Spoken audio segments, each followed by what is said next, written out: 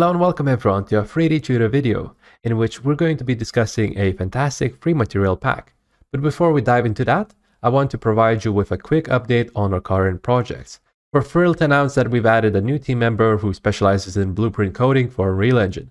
We're working on exciting new course that focuses on creating a defusal minigame with randomly generated parts for enhanced replayability.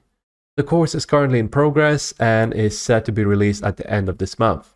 In the meantime, be sure to explore our other courses for Blender and Unreal Engine, where we teach you how to create captivating 3D environments and assets for video games and other virtual projects.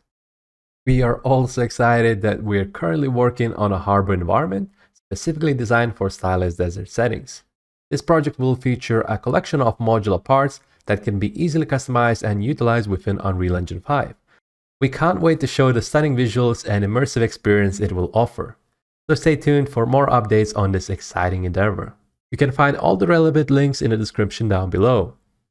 Now let's get back to the topic at hand.